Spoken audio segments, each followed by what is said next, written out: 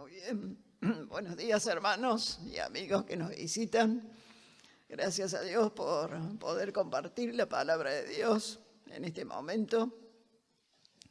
Y sí, estamos en el último día del verano. Mañana comienza el otoño, así que se nos vino un poquito el frío, pero bueno, a disfrutar este tiempo de otoño también. Qué hermoso es poder abrir la palabra de Dios y ver el consejo de Dios para cada una de nuestras vidas. Así que vamos a abrir la palabra de Dios en el libro de Segunda de Timoteo. Segunda de Timoteo, capítulo 2. Mientras buscamos allí la escritura, les agradecemos mucho como familia por sus oraciones, como iglesia, por nosotros, por Marisa, por todo este proceso de enfermedad. Ahora ella se está haciendo aplicaciones de rayo. Viene bien, gracias al Señor. El rayo es acumulativo, se hacen las aplicaciones todos los días. Ayer estaba un poquito decaída, pero gracias a Dios viene bien. Así que gracias, hermanos, por sus oraciones por nosotros. Y gracias también por aguantarme la voz, que hoy estoy de guardia eclesiástica. Empecé a la 1 de la mañana y termino a la 1 del mediodía. Después sigue otro hermano.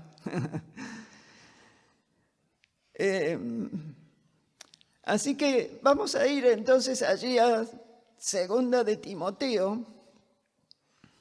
Segunda de Timoteo, capítulo 2, versículo 1. Dice la palabra de Dios: tú pues, hijo mío, esfuérzate en la gracia que es en Cristo Jesús. Lo que has oído de mí ante muchos testigos, esto encarga a hombres fieles que sean idóneos para enseñar también a otros. Tú pues sufre penalidades como buen soldado de Jesucristo. Ninguno que milita se enreda en los negocios de la vida a fin de agradar a aquel que lo tomó por soldado. Y también el que lucha como atleta no es coronado si no lucha legítimamente. El labrador, para participar de los frutos, debe trabajar primero. Considera lo que digo, y el Señor te dé entendimiento en todo. Acuérdate de Jesucristo, del linaje de David, resucitado de los muertos, conforme a mi evangelio, en el cual sufro penalidades, hasta prisiones, a modo de malhechor, mas la palabra de Dios no está presa. Por tanto, todo lo soporto por amor de los escogidos, para que ellos también obtengan la salvación que es en Cristo Jesús con gloria eterna. Esta carta, segunda de Timoteo, es una carta del apóstol Pablo a su hijo Timoteo, hijo espiritual. Timoteo había sido dejado por Pablo en la ciudad de Éfeso como pastor de la iglesia allí en Éfeso. Y Pablo, cuando escribe esta carta, ya está muy próximo a su muerte. Él dice: estoy próximo a ser sacrificado. Es más, después que escribe esta carta, sufre la última prisión y esa prisión luego es decapitado. Así que esta última carta del apóstol Pablo es una carta muy personal, es una carta muy íntima, de aconsejamiento entre un hermano y otro, entre un hermano en Cristo y otro. Y aprendemos muchas cosas.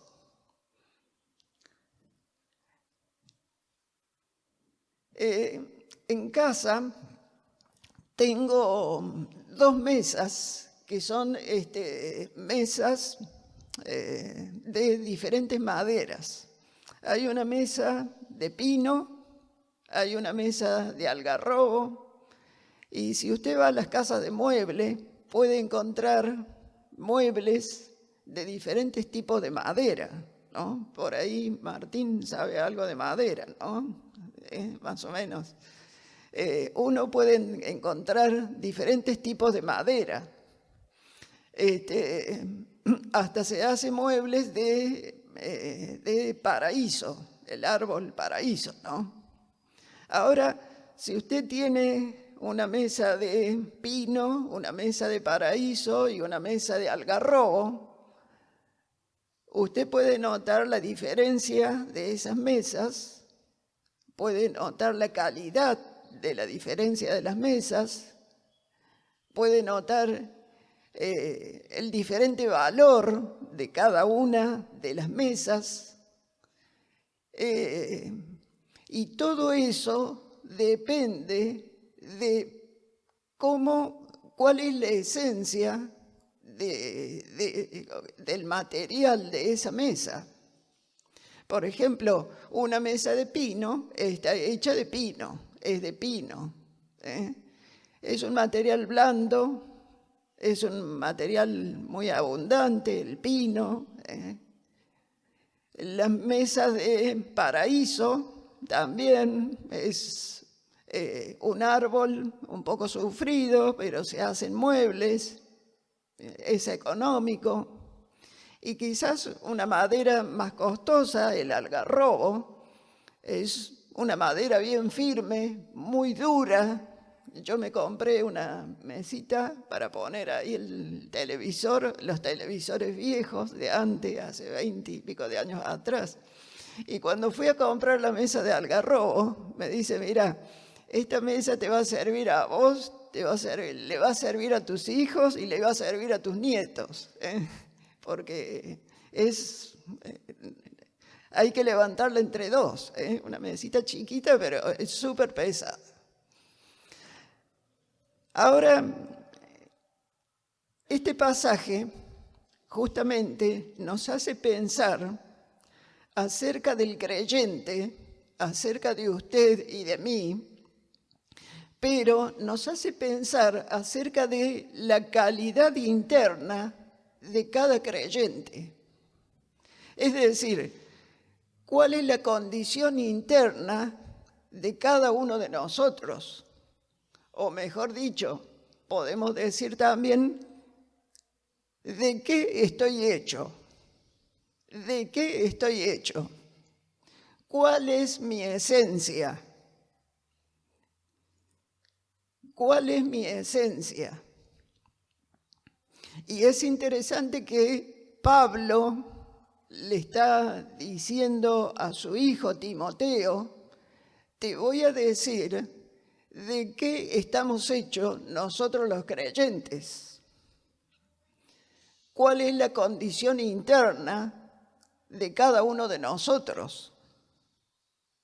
Y en el versículo 1 le empieza a describir cómo tendría que ser la esencia de un creyente. El versículo 1 le dice, tú pues, hijo mío, esfuérzate en la gracia. Esfuérzate en la gracia que es en Cristo Jesús. Un creyente, la esencia de un creyente tendría que ser el esfuerzo en la gracia. Esforzarse en la gracia. Ahora, ¿qué significa esto? Esforzarse en la gracia. Parece 2 palabras contradictorias, porque el esfuerzo, uno pone cierta energía, pero la gracia es un regalo. Es algo que viene de Dios. Y acá dice, esfuérzate en la gracia. ¿Qué está queriendo decir acá el apóstol Pablo y la palabra de Dios? Acá nos dice que cada uno de los creyentes hemos sido provistos con ciertos regalos, con ciertas bendiciones, con ciertas riquezas que vienen del cielo, con ciertos dones. Todo eso es gracia que Dios nos ha dado y que nosotros debemos ocuparnos en esos regalos que Dios nos ha dado. Hay un ejemplo muy sencillo que puede graficar esto. Un papá con su hijo pequeñito que está aprendiendo a caminar. Ese hijo, ese niño, tiene toda la capacidad para caminar. Tiene toda la energía para poder caminar. Se le ha provisto los músculos, se le ha provisto de huesos y de un sistema nervioso para que él pueda empezar a gatear, empezar a caminar y a hacer sus primeros pasos, y el padre o la madre lo va guiando en esos primeros pasos y en ese andar hasta que se para y empieza a caminar. Es decir, ese niño se ha esforzado en la gracia. Y cada uno de nosotros debemos esforzarnos para descubrir todas las bendiciones que Dios nos ha dado, poder disfrutarlas, pero poder utilizarlas. Dios ha puesto dones en nuestras vidas y deben ser ejercitados. Para ser ejercitados deben ser conocidos. Esos dones son bendiciones de Dios, son capacidades que Dios ha puesto en cada uno de nosotros. Este versículo 1, esfuérzate en la gracia, está muy conectado con el capítulo 1, versículo 6, que Pablo mismo le dice a Timoteo: por lo cual te aconsejo que avives el fuego del don de Dios que está en ti por la imposición de mis manos. Aviva el fuego del don de Dios que está en ti. Dios nos ha provisto de grandes riquezas y de grandes bendiciones para que hagamos mover nuestra vida cristiana sobre este mundo. Pero debemos esforzarnos en la gracia. Debemos poner todo nuestro entusiasmo, toda nuestra energía, toda nuestra confianza en ese Dios que nos ha provisto de grandes riquezas para caminar por este mundo, para hacer la obra de Dios. Esfuérzate en la gracia. La esencia del creyente es esforzarse en la gracia. En el versículo 3 dice: pero tú sufre penalidades como buen soldado de Jesucristo. Y acá vemos que la esencia del creyente es sufrir penalidades. Ay, qué difícil, ¿no? Cuando hablamos acerca de felicidad, de ir de viaje, de salir de vacaciones, es todo lindo, ¿no? Pero cuando hablamos de sufrimientos, de adversidades, de circunstancias difíciles, de pruebas, es complicado, ¿no? No nos gustan los sufrimientos y por supuesto es algo lógico y es algo natural. Ninguno está buscando sufrir, pero los sufrimientos vienen a nuestras vidas. Acá le dice Pablo que la esencia del creyente es pasar por el sufrimiento. Otra traducción dice lo siguiente: comparte conmigo las dificultades. Es decir, que las dificultades, las adversidades vienen a nuestras vidas. Vamos a pasar por sufrimientos. Quizás usted o alguno no pasó nunca por un sufrimiento muy grande, pero quizás hay algunos que estamos pasando o está pasando por sufrimientos. Podemos pensar en el Antiguo Testamento de gente que pasó por sufrimiento. Podemos pensar en Moisés, que quiso liderar el pueblo y fue mandado al desierto 40 años a pastorear las ovejas de su suegro. Los planes de Moisés, su proyección en la vida quedó en la nada y tuvo que ir al desierto. Podemos pensar en José. ¿Por qué José, teniendo una buena vida y siendo temeroso de Dios, fue puesto preso 12 años en la cárcel? Y así podemos pensar en Job, que tuvo que sufrir una enfermedad sumamente grande, que casi lo llevó a la muerte. ¿Por qué tuvieron que sufrir? ¿Por qué tuvieron que pasar por ese tiempo?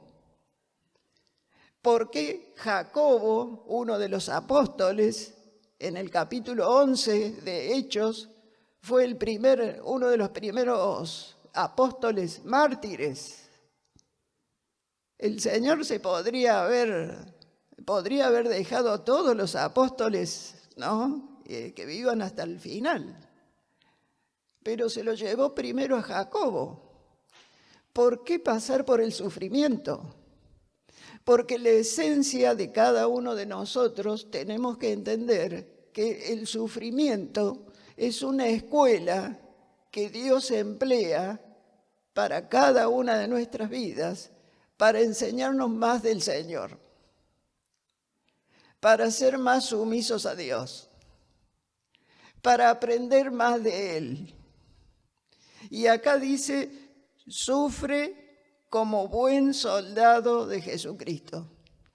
Pensaba en la guerra, ¿no es cierto? Prendemos la tele y vemos la invasión de Ucrania y vemos los soldados y vemos cómo se relata que, bueno, están pasando hambre, están allí sufriendo frío, está nevando, tienen que esconderse, están en el frente de batalla los soldados y la gente también ahí, ¿no?, pasando por un tiempo muy, muy difícil, por sufrimientos.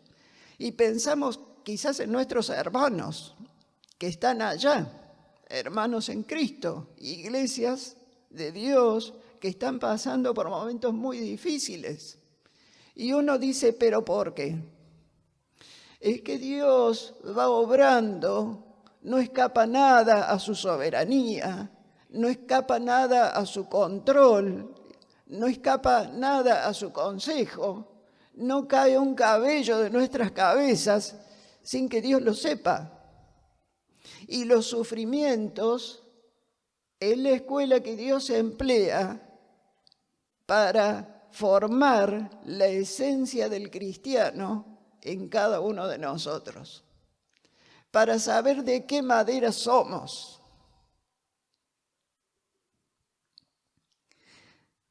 La esencia del creyente: esfuérzate en la gracia, sufre penalidades.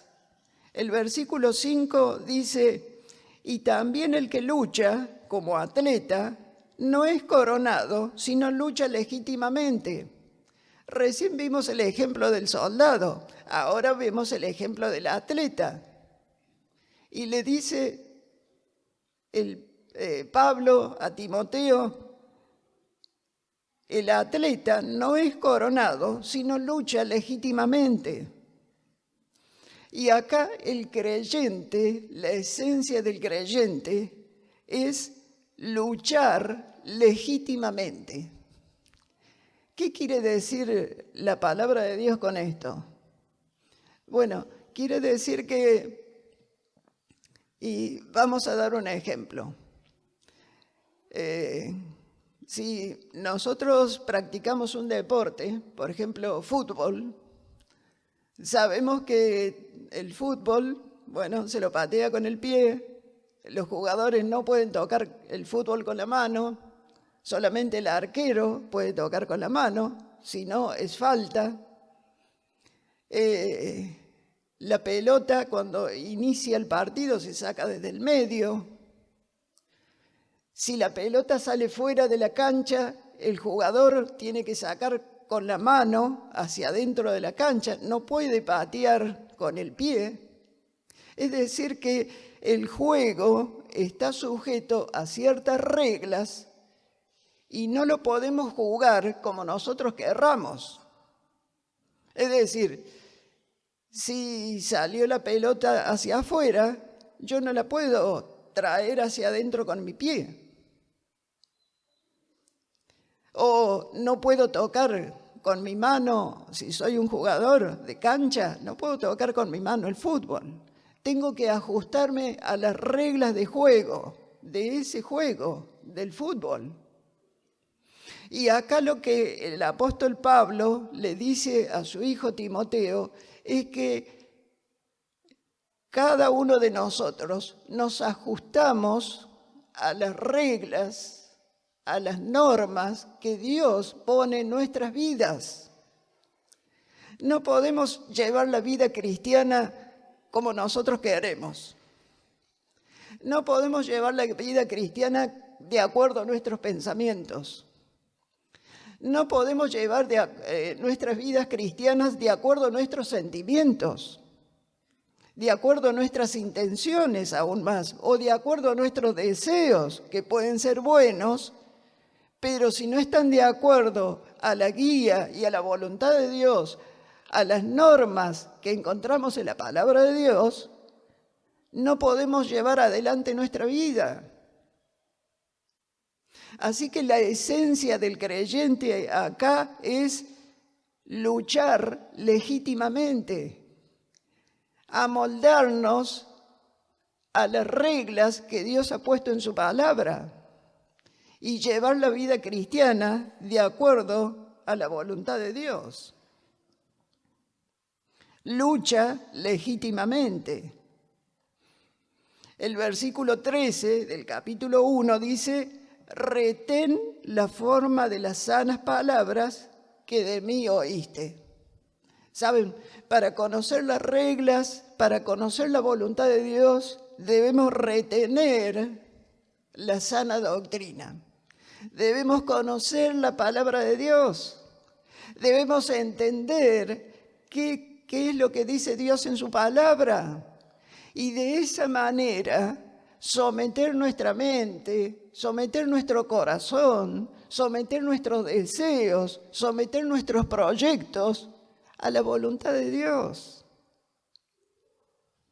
Lucha legítimamente. Pero también la esencia del creyente la vemos en el versículo 6. Dice: el labrador, para participar de los frutos, debe trabajar primero. Y acá el creyente debe trabajar primero. Si tomamos el ejemplo del labrador, el labrador o aquel que siembra, justamente debe trabajar la tierra, debe poner, hoy se utiliza fertilizantes, se utiliza insecticidas, debe hacer los surcos, debe poner la semilla, y después de un tiempo esa planta sale y da fruto. Pero da fruto porque antes la hemos trabajado, hemos estado trabajando. Y la esencia del creyente es trabajar. No es vivir de vacaciones, ¿no? Aunque nos gustaría vivir de vacaciones todo el tiempo. La esencia del creyente es el trabajo, es trabajar espiritualmente en nuestras vidas, es trabajar espiritualmente en nuestra mente, en nuestros corazones, conocer nuestras intenciones y, sabiendo la palabra de Dios, someternos a Él. Los que tenemos familia es trabajar en la vida de nuestras esposas o del esposo o de nuestros hijos. Trabajar. Y esto me hace pensar en el versículo de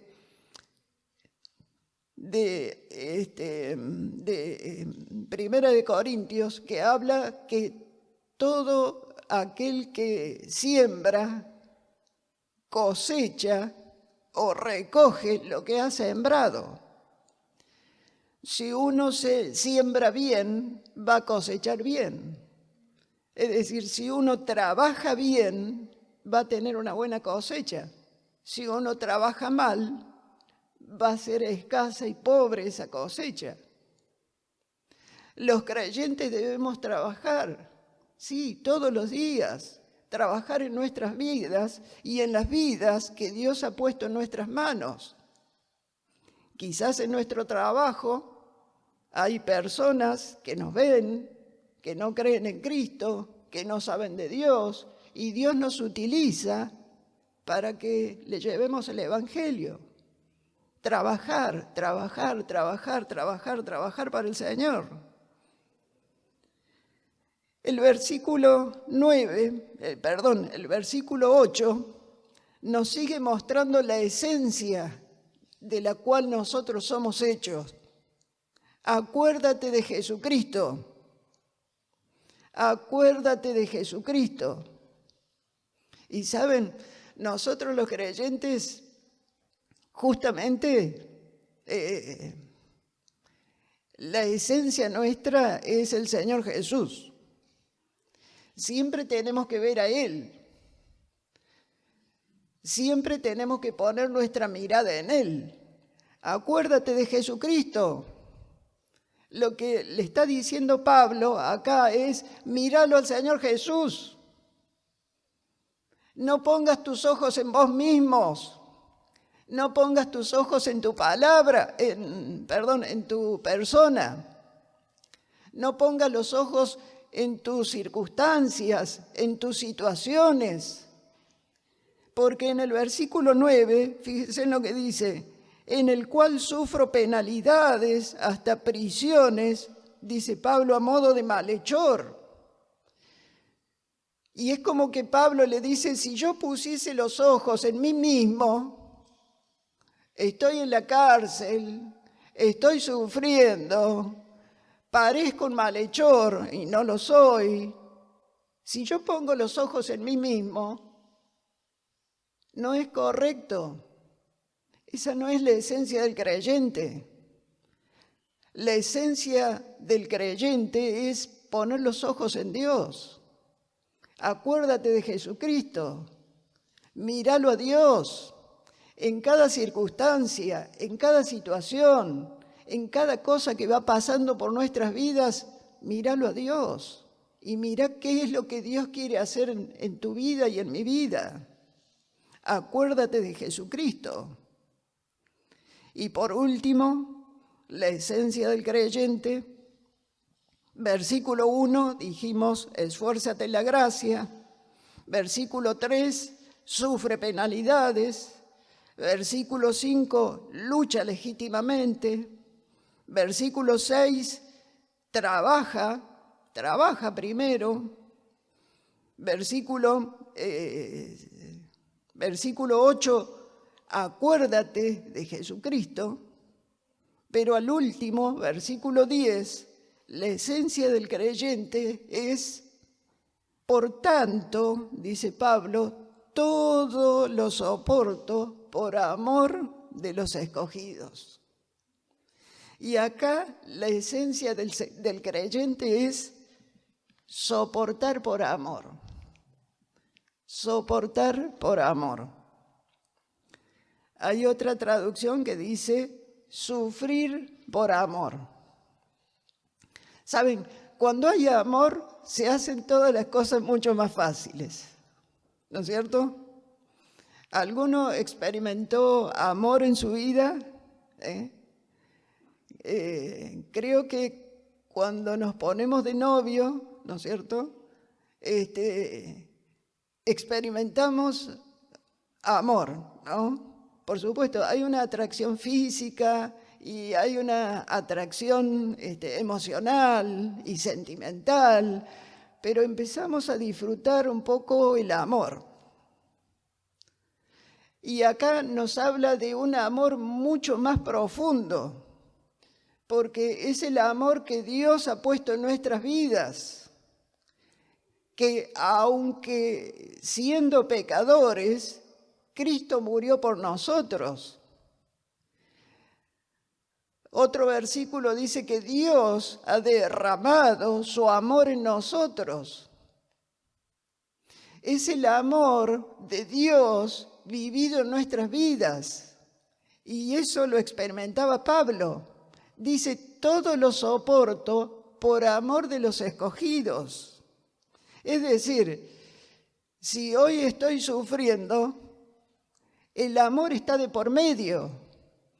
Yo sé que voy a estar viendo, dice Pablo, o podemos decir que dice Pablo, yo voy a estar en los cielos, en la gloria de Dios, y voy a ver a aquellos escogidos de Dios que han sido salvos por la predicación del Evangelio.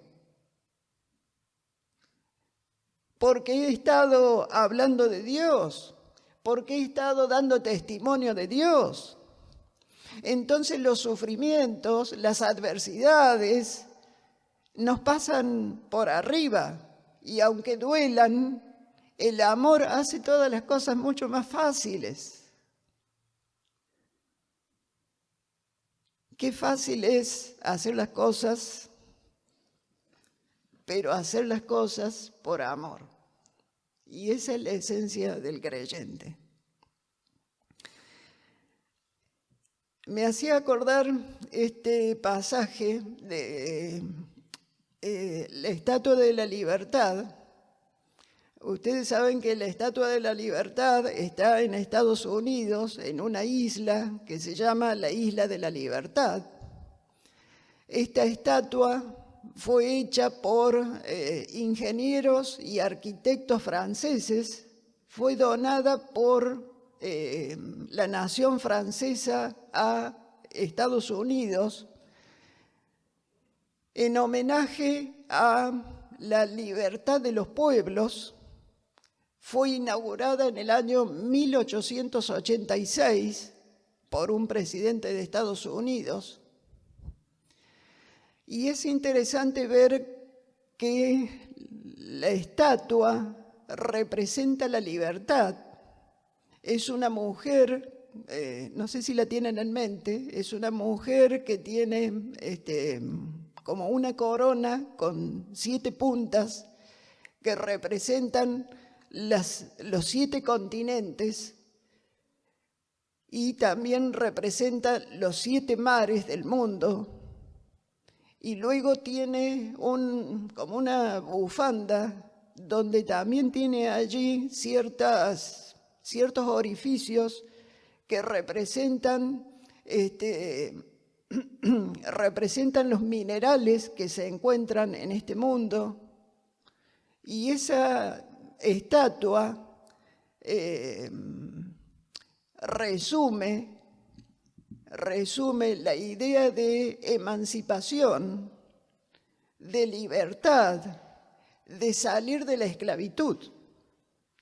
Y esa estatua está hecha, puesta viendo hacia Europa. Es decir, los europeos que vinieron a América y salieron de una esclavitud y en América pudieron vivir en libertad.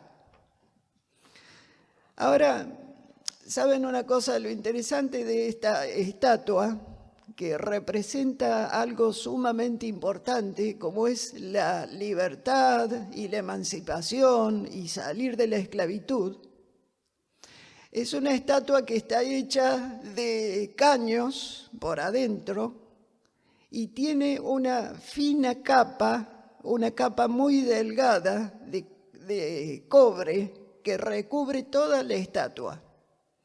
Ese cobre, con la humedad del mar, se hizo verde y uno cuando la ve a la estatua es una estatua verde, pero es por la descomposición química del cobre, del metal. Pero la estatua por adentro es hueca, es hueca. Representa algo sumamente importante, la libertad, pero por adentro está vacía. Y me hacía pensar en mí mismo. ¿Cómo soy yo por adentro? Yo que represento a Cristo en este mundo. Yo que soy salvo por la sangre de Cristo. Yo que soy hijo de Dios. ¿Cómo estoy por adentro?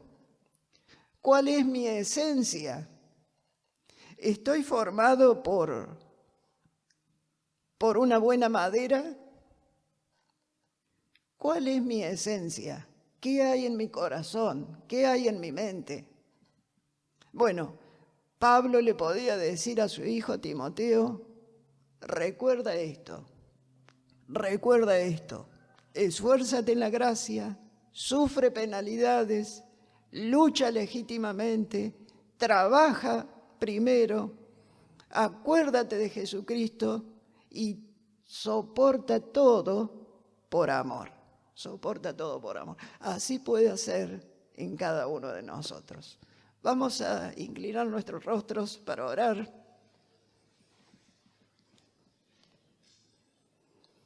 Agradecemos al Señor por su palabra. Quizás el Señor nos ha enseñado algo, hemos descubierto algo en nuestras vidas. Quizás tenemos que ajustar nuestra vida más a Dios. Podemos tener una oración en este momento y con un corazón sincero decirle, Señor, quiero ser una buena madera. Señor, quiero tener una buena esencia. Señor, no quiero ser vacío. Señor, no quiero aparentar cosas. Quiero que tu Espíritu Santo siga obrando en mi vida, formando la esencia del cristianismo en mí.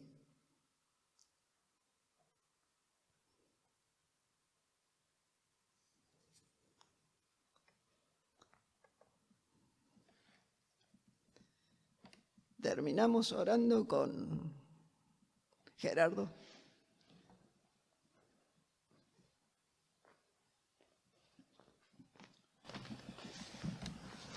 Señor, estamos agradecidos por tu palabra, por el desafío que se nos presenta, Señor, y queremos escapar de ese problema, de esa costumbre, de preocuparnos por la forma, por lo externo, por quedar aparentando algo que por dentro no está, no existe, queriendo ser un mensaje, un emblema de algo que dentro de nuestro corazón no abunda. Queremos ser cristianos por dentro y por fuera, dar un mensaje consistente con lo que es nuestro corazón, con lo que sentimos realmente, Señor, y que desde allí podamos ser un impacto, podamos tener un mensaje, ser un mensaje poderoso, una vida que sea un mensaje poderoso, un ejemplo. Señor, te pido que nos ayudes, que tu gracia sea el primer recurso al cual vamos a recurrir para lograr este cometido, y que no nos permitas acostumbrarnos a caer en esa hipocresía. Señor, dejamos en tus manos cada hermano, cada familia.